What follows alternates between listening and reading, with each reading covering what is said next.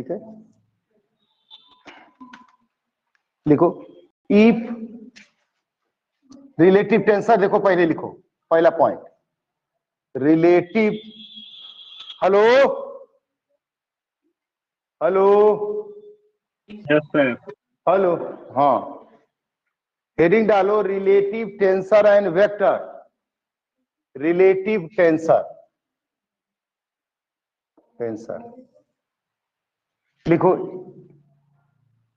If A I J, क्या है बेटा ये tensor, is a tensor, tensor of rank 0 to is called relative tensor, tensor of, एक शब्द का प्रयोग है weight, weight W, if it must obey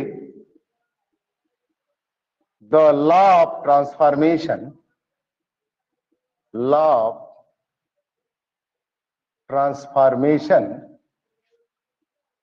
A dash IJ A alpha beta del x alpha, यह del x dash I del x beta del x dash j और del x बटा modulus में है बेटा W,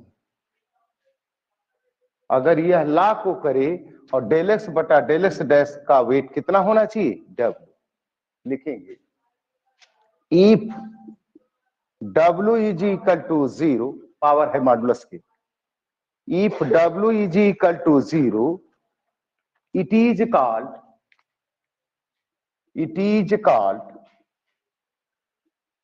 tensor density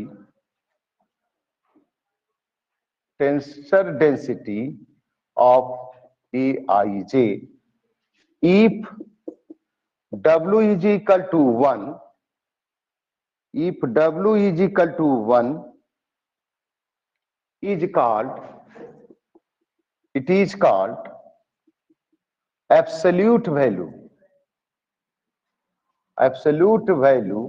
of Aij, ठीक। अब लिखो बेटा रिलेटिव वेक्टर, लिखिए रिलेटिव वेक्टर, देखो इफ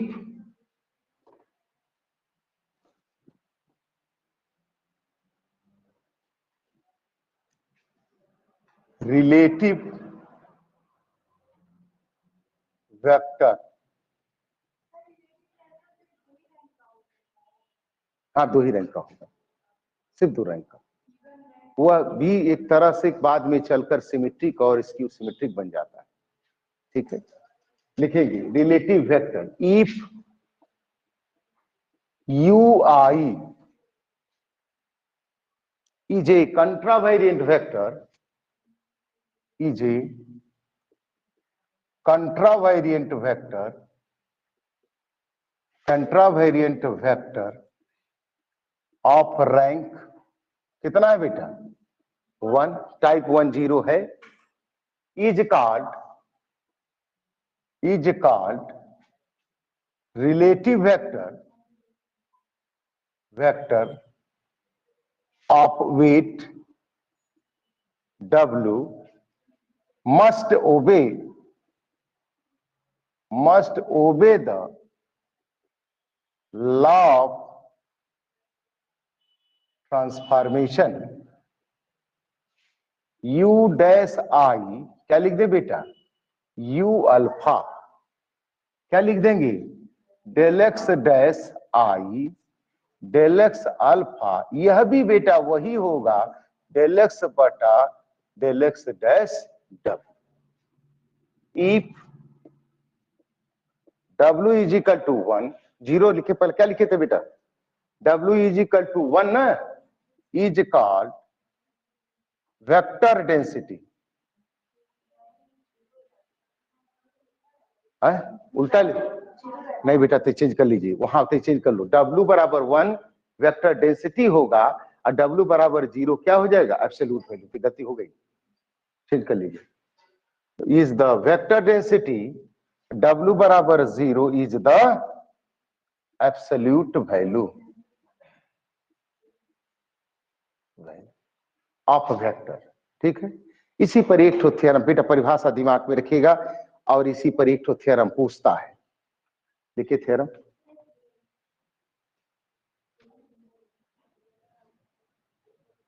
लिखो theorem.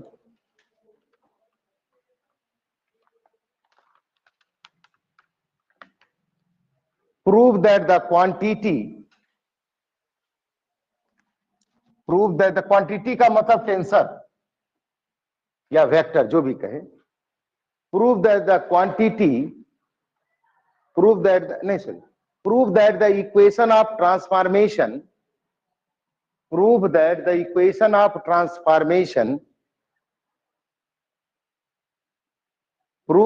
the equation of transformation of relative tensor, prove that the quantity of transformation of relative tensor possess the group property,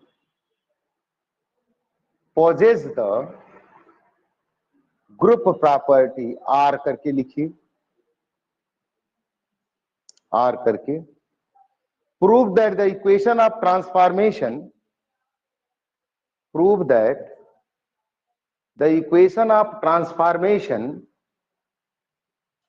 of relative tensor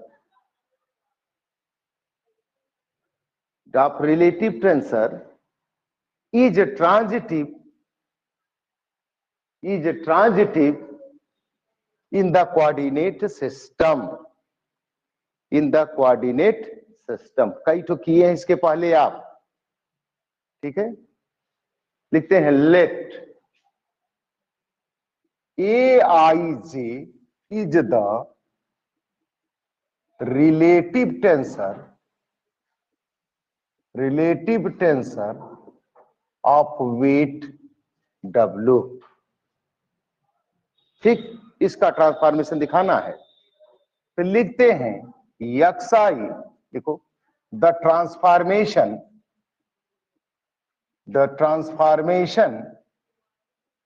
in the coordinate system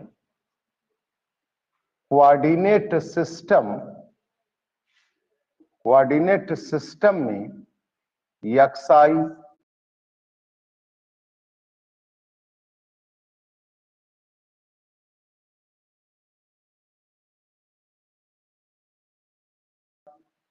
x dash I, x double dash आई, यह होगा ए I जे, या ए dash I जे, या ए double dash I जे।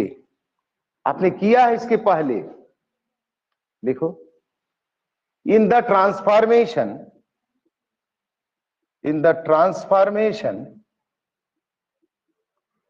बेटा एक बात समझ रहे हो, ए I J x I system में है, तो ये अल्फा बीटा भी एक्स आई सिस्टम में होगा।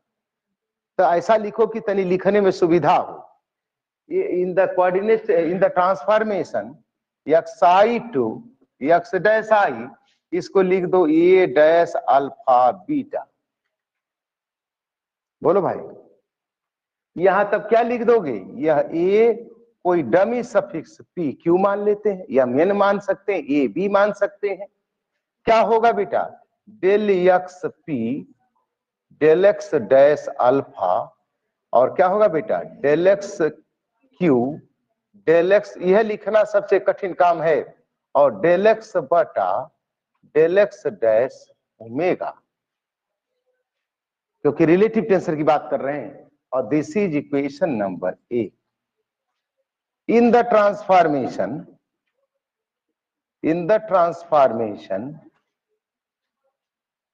x dash I x double dash I, क्या होगा बेटा, ये डबल डैश आई जे है ना जी, और इसमें मान कितना है, A dash alpha beta.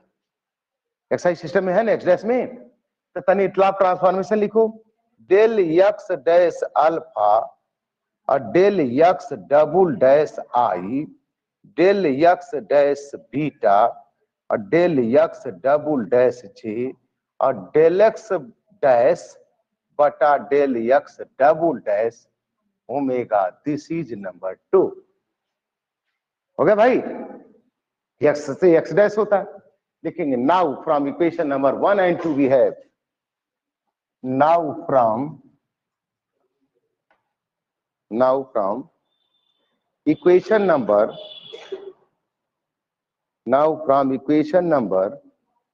1 and 2 we have A double dash I J बराबर के का मान रख दो बेटा, यह है A P Q del X P del X dash alpha del X Q del X dash beta, और इसको अभी छोड़े रहो बेटा, फिर लिख दो del X dash alpha del X double dash I del X dash beta del X dash double dash J और डेल एक्स बटा डेल एक्स डैश डब्लू और del X dash del X double dash W होगा। हो गया ना, हो जाना चाहिए भी। देखो जरा, यह होगा ए डबल डैश आई जे या ए पी क्यू। बेटा हमको लगता ये कट जाएंगे, तो del X P del X double dash I del X Q del X double dash J, इसको मॉडुलस के रूप में लिखा जाता है X dash del X dash del X double dash W. घातांक के नियम से यह हो जाएगा आपको A double dash I J A P Q del X P double dash I del X double dash J, हमको लगता है डेल एक्स बटा del X double dash W. देखो ट्रांसफॉर्मेशन के, देखो it obey the law of transformation, it obey the law of transformation. Sir रुकिए, it obey the, हाँ रुक जा रहे हैं, it obey the law of transformation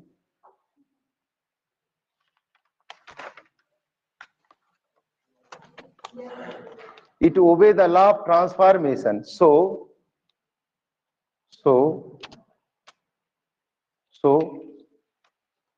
the relative tensor, so relative tensor of weight W, so relative tensor of weight W is a transitive or form a group, is transitive और form ए group. अरे भैया mapping का product mapping भी क्या हो गई, transitive हो गई। लिखो। अच्छा बेटा एक चीज बताओ हमको, स्केलर प्रोडक्ट आप जानते हैं क्या होता है, इनर प्रोडक्ट। स्केलर प्रोडक्ट का दूसरा नाम क्या है, इनर प्रोडक्ट। लिख लेते, prove that scalar product, post में हाँ थ्योरम है, prove that scalar product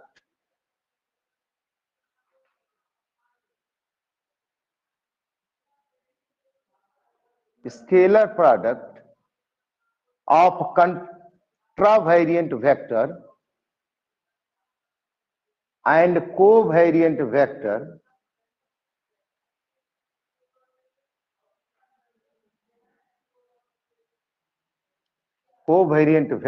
of weight W and W dash, of weight W and W dash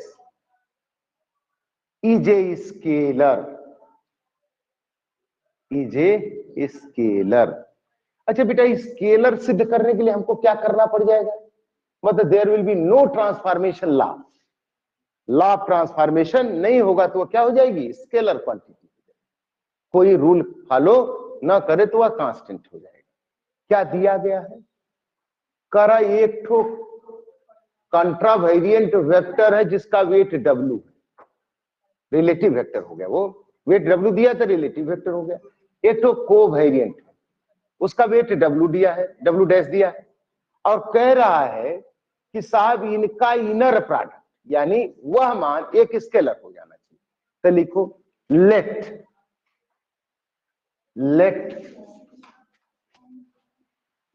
AI, अब बेटा इनर प्रोडक्ट तभी होता है जब इसका एक का सफिक्स अपर और दूसरा का सफिक्स नीचे बराबर होना चाहिए। अभी मैं बराबर नहीं ले रहा हूं, जब इनर प्रोडक्ट कहेंगे तो बराबर करना पड़ेगा। लिखेंगे late AI and BJ,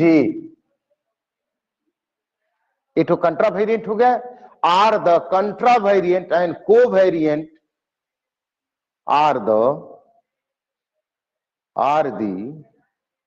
contravariant and covariant vector, relative vector are the relative vector of weight W and W dash, of weight W and W dash respectively। ठीक, अब इनर प्रोडक्ट तो हम बाद में करते हैं, पहले तो अगर वेक्टर है तो रिलेटिव वेक्टर है तो वो बदल आप लिखेंगे since AI is the relative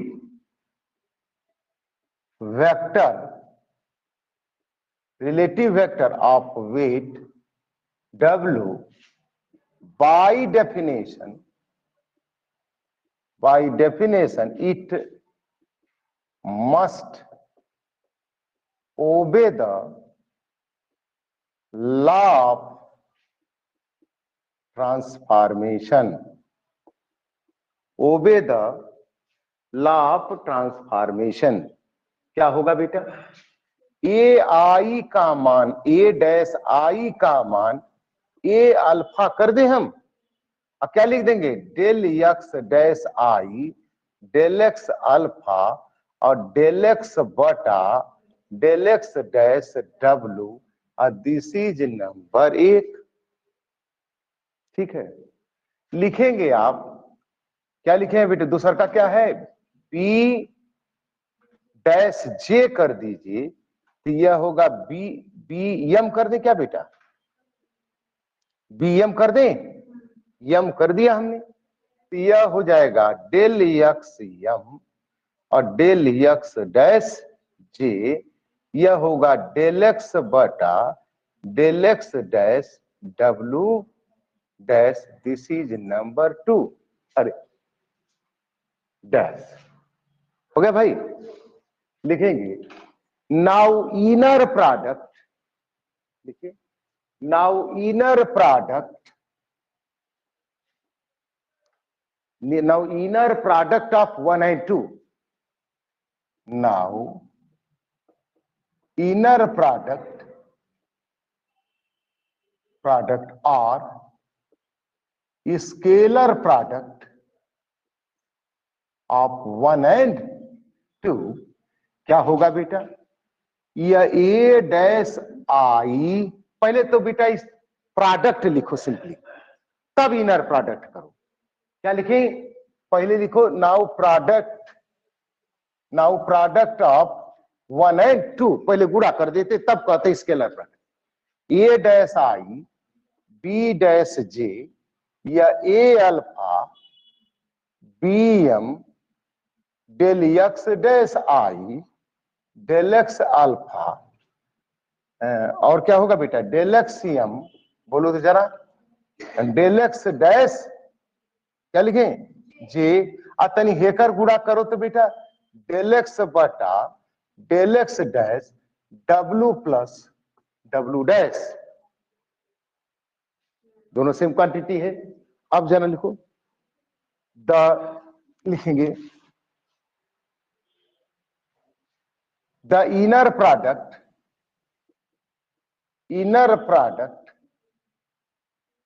inner product में आई बराबर क्या हो जाएगा, जे होगा ना जी, तो यह लिखेंगे ए डैश आई, और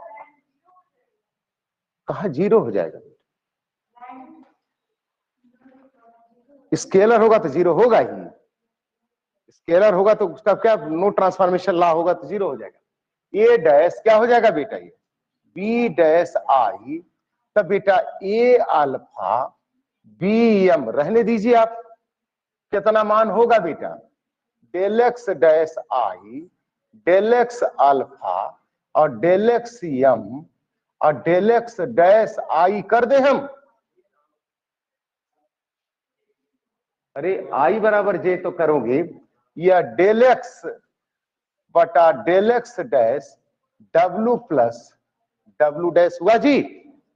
जरा आप हमको बताएंगे ए अल्फा बी एम या बनेगा डेल एक्स एम और डेल एक्स अल्फा या डेल एक्स बटा del X dash W plus W dash होगा जी, और यह होगा एम है बेटा, यह ए अल्फा बी एम या कोर्नेस्कल लेंटा बनेगा एम अल्फा, यह हो जाएगा आपको डेल एक्स बटा del X dash W plus W dash, यह यम बराबर अल्फा लेंगे तो यह मान 1 होगा, यह ए अल्फा बी अल्फा यह डेल एक्स बटा del X dash W plus W dash, यह ए डैश आई यह बी डैश आई। बोलो भाई, यह स्केलर होगा, यह क्वांटिटी क्या, there is no transformation law, इसका मतलब that will be the scalar. देखो it is a scalar, it is a scalar of weight W plus W dash, it is a scalar of weight W plus W dash. ठीक है, अब लिखो अगला सवाल, लिखिए जरा।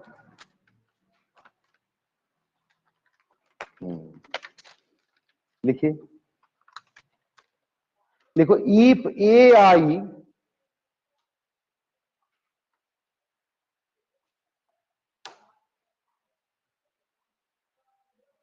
थ्योरम है, क्वेश्चन के रूप में है, if A I is a arbitrary contravariant vector, if ai is the arbitrary contravariant vector and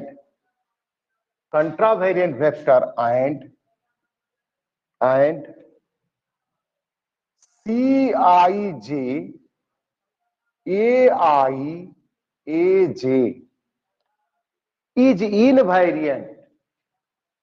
is invariant so that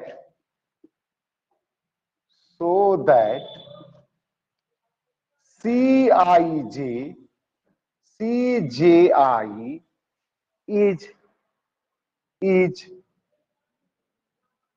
is a covariant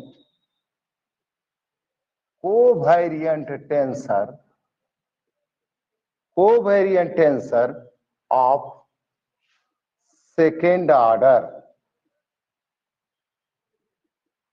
दो ऑर्डर का यह क्या है, ऑर्डर का मतलब रैंक 2 का यह क्या है, टेंसर बन जाएगा।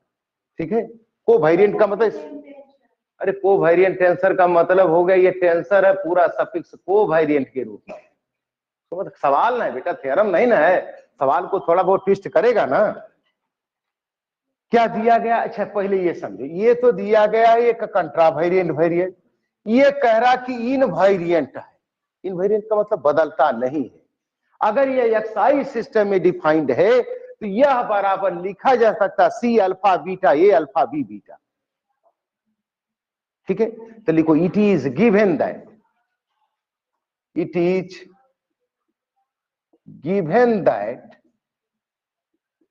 ए I is a contravariant vector and Cij Aij is invariant है। इसका मतलब हुआ कि Cij Aij ये C alpha beta A alpha A beta भी होगा, ठीक है, या C A B A B B भी हो सकता, कोई भी चीज सफिक्स दे सकते हैं डमी, ठीक है।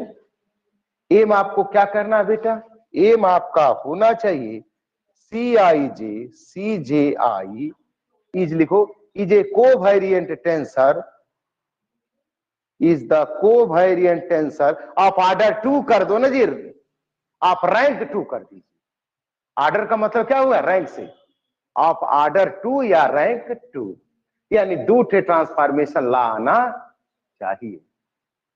लिखेंगे नाउ वी हैव, नाउ इसका नंबर 1 दे दीजिए, इधर देखो, नाउ वी हैव, ठीक, लिखो इन द कोऑर्डिनेट सिस्टम, लिखो इन the coordinate system, in the coordinate system, सुनो बेटा, ये तो ये भी हो गया, कारा इनवायरिएंट है, इनवायरिएंट है ना, इनवायरिएंट का मतलब किसी भी सिस्टम में यह एक ही होगा। इसका लिखो since Cij Aij is invariant, फिर लिख रहे हैं invariant in the coordinate system, in the coordinate system, system, तो बेटा Cij Aij ये किस सिस्टम में है, xi सिस्टम में, या दूसरे सिस्टम में भी क्या होगा, C dash Ij A dash I A dash J भी होगा, क्योंकि उस सिस्टम में डैश वाले कोऑर्डिनेट में यह भी बराबर होना चाहिए। और दिस इज नंबर 2। अब लिखते हैं, देखो by law of transformation, by law of transformation Cij यह Aij रहने दो, C डैश Ij भी रहने दो, ये तो कंट्रावेरिएंट वेक्टर है ना बेटा, ये ओबे द लॉ ऑफ ट्रांसफॉर्मेशन करेगा ना, तो इसका लॉ ऑफ ट्रांसफॉर्मेशन होगा A alpha del X dash I del X alpha होगा क्या, अरे बेटा मैं कह रहा हूं कि Aij अगर टेंसर है xi system, x dash I system, कर इनवायरिएंट का अर्थ हुआ कि ये किसी भी सिस्टम में हमेशा एक ही मान रहेगा। तो अगर Cij xi सिस्टम में है तो C dash Ij x dash I यह भी बेटा इसी के बराबर होगा, क्योंकि बदल नहीं रहा है, वही ना कह रहा है, समझ रहे। अब देखिए जरा, तो हम इसका कोवेरिएंट का अब अलग अलग से निकालते तो लिखते A डैश I बराबर A alpha del X dash I बटा डेल एक्स A अल्फा, तो मैंने यही लिख दिया। इसके जगह लिख सकते हैं A बीटा और डेल एक्स डैश J और डेल एक्स बीटा लिखा जा सकता है। फिर देखो जरा, फिर फ्रेश लिखते हैं Cij Aij या C डैश Ij या A अल्फा A बीटा और डेल एक्स डैश I और डेल एक्स अल्फा और डेल एक्स डैश J और del X beta, this is number A। बोलो भाई, लिख दिया। अब तनी हमारी बात को ध्यान से सुनिएगा, यह समीकरण है बेटा, बाएं तरफ जो भी कार्य करेंगे दाहिने तरफ वो करना पड़ेगा। तो लिखो, लिखे replacing, replacing I to J and J to I in A में कोई फर्क पड़ जाएगा आपको, क्योंकि समीकरण है। यह लिखेंगे Cji या Aj या Ai हो जाएगा। तो यहां भी होगा सी डैश जे आई, यह में कोई परिवर्तन नहीं होगा, ए बीटा या del X dash J del X alpha और डेल एक्स डैश आई और डेल एक्स बीटा होगा ना जी। बोलो भाई, इतना हो गया। अब बेटा अच्छा, हम अगर चाहें, डमी सफिक्स है यह, बेटा जरा गौर से सुनिएगा, हम चाहें तो इसको इसके साथ, इसको इसके साथ भी रख सकते, ठीक है। तो लिखेंगे, तो लिखते हैं सी जे आई ए जे, या कहेगा बाद में replacing alpha two beta, beta two alpha, कोई फर्क नहीं पड़ेगा। ए जे ए आई या सी डैश जे आई या ए, क्या लिख दे बेटा, ए अल्फा और ए बीटा, कोई चेंज थोड़ा होगा इसमें। या डेल एक्स डैश जे, इसको इसके साथ ले लीजिए, डेल एक्स बीटा और डेल एक्स डैश आई और del X alpha, this is number B, कोई फर्क पड़ जाएगा पार्शियल में। अब लिखो आइडिंग ए एंड बी भी है, लिख लो लिख लो।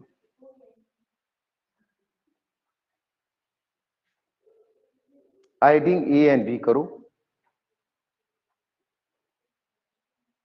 हाई मिटा रहे हैं ऊपर वाला, पूरा मिटा देंगे तो लिखेंगे कैसे।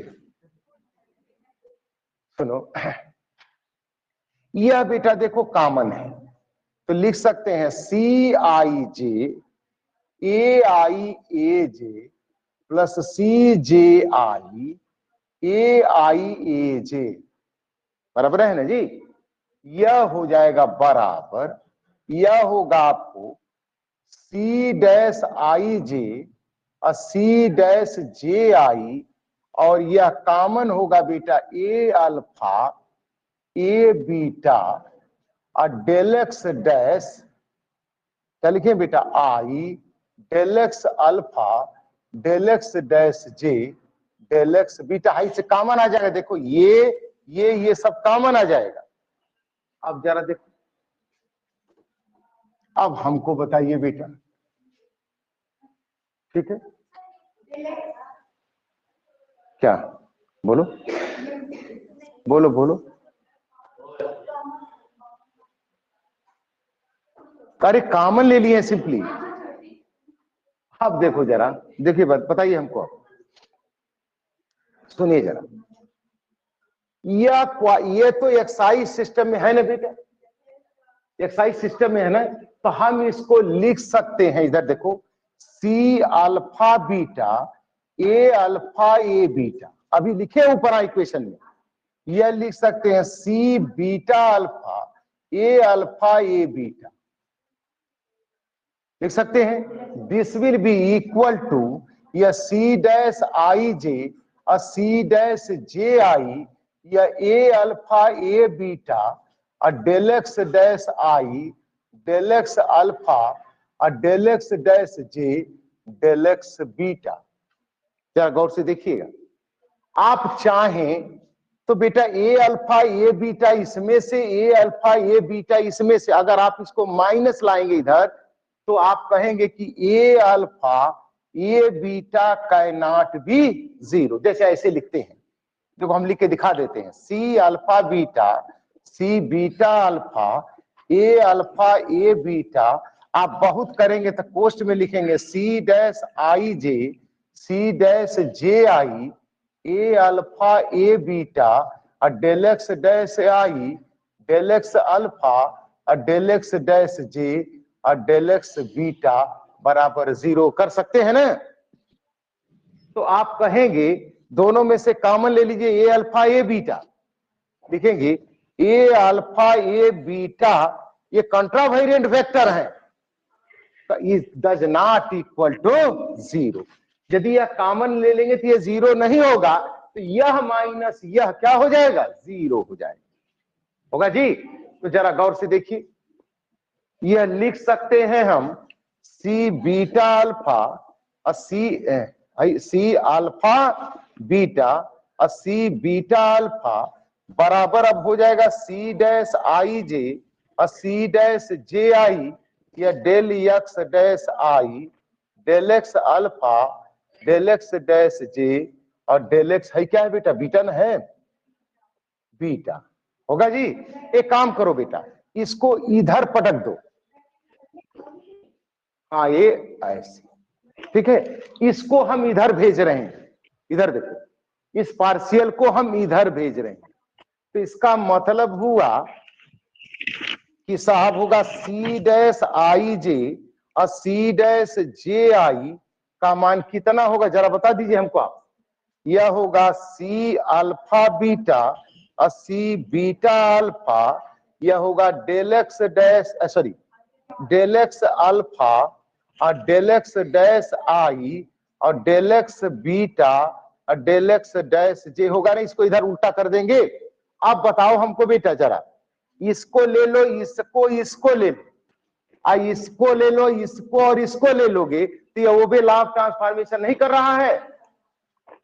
अरे C dash I J C alpha beta ये हो जाएगा, सी डैश जे आई ले लेंगे तो यह हो जाएगा आपका, है ना। तो लिखो इट मस्ट ओबे the law of transformation, so it must ओबे the law of transformation, so it must ओबे the law of transformation, therefore क्या होगा, ये ना है बेटा, सी अल्फा बीटा और C beta alpha is a tensor of rank कितना होगा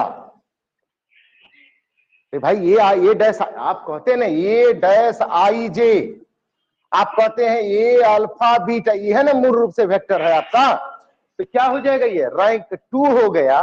तो सी अल्फा बीटा की जगह लिख सकते हैं सी आई जे और सी जे आई भी तो कर सकते हैं, is a tensor of rank 2 या ऑर्डर 2 का, ठीक है। अब एक तो सवाल लिखो तो बेटा, जरा घर पे बनाइएगा, लिखो, चले लिख लो, लिख लो।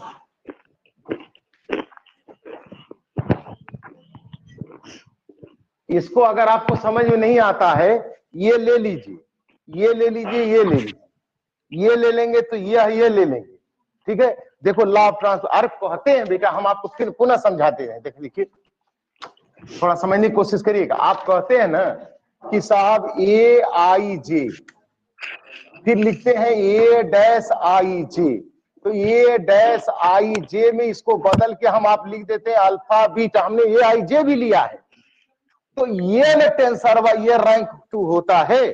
तो हमारा यह जो हो रहा है यह न रैंक 2 होगा, क्योंकि 2 ठो ट्रांसफॉर्मेशन का लॉ है, इसलिए इसका रैंक 2। अब लिखो एक सवाल, इफ ए आई हम लिख देते हैं, बता, क्वेश्चन के रूप में लिखिए, क्वेश्चन है सब, if A I and B I, A I and B I are the component of contravariant and covariant vector,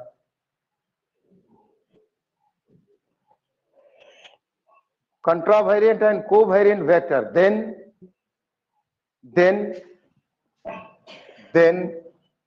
AI BI, ये तो बना सकते, बहुत आसान है, is a tensor, is a mixed tensor, mixed tensor, ए मम्मी मत बोलो, mixed tensor of the type of C I J. अब रैंक कितना हो गई, तो हम बनाए हैं सवाल बेटा, ए आई को ए डैश आई बना लेंगे, गुणा कर देंगे तो आ जाएगा, पहले गुणा लिख देंगे, ए आई बी आई बराबर सी आई, ठीक है, जे है ना, तो यहाँ क्या हो जाएगा तब, बीच, ये क्या हो जाएगा, बीच, ठीक है। अब चलिए 2 ठो लॉ ऑफ ट्रांसफॉर्मेशन करेगा, एक सवाल और बनाएंगे आप, prove that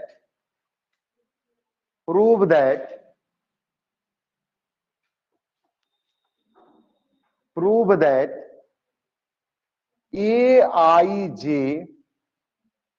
BICJ is invariant। कर साबित कर दीजिए कि इनवायरिएंट है if BI and CJ are the contravariant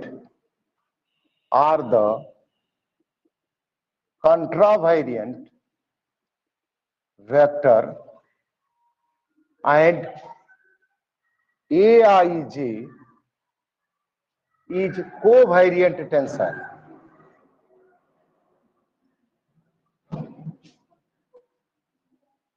करा कि यह इनवायरिएंट होना चाहिए कोऑर्डिनेट सिस्टम में। यदि यह कंट्रावेरिएंट वेक्टर है, यह कोवेरिएंट टेंसर है। बोलो भाई, कैसे करोगे? बोलो।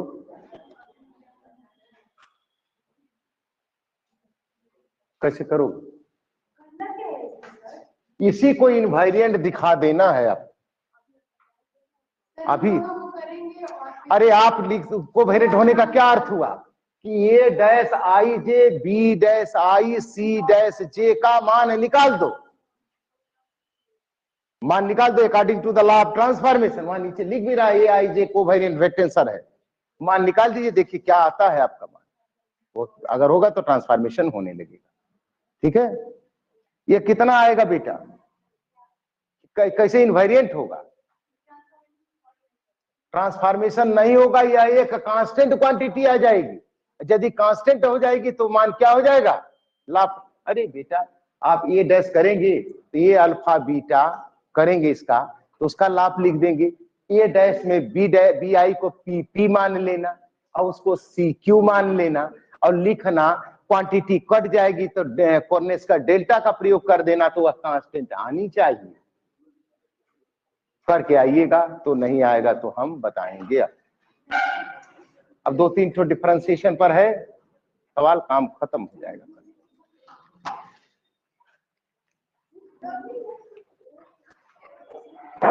हाँ, ये मानना, देखो एक ही चीज करना है आपको। सुनो, घर पर तनी कोशिश करिएगा। आई जे देख लो, B dash I C dash एक लाभ ट्रांसफॉर्मेशन मान लेना अल्फा बीटा, ट्रांसफॉर्मेशन लिख देना।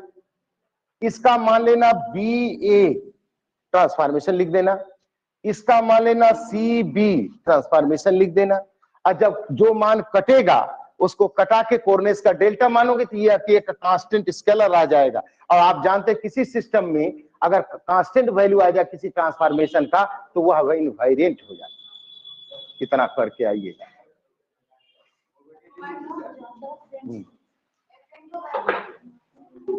कल लास्ट है बेटा, कल 3 सवाल है, 3 में से एक आता है।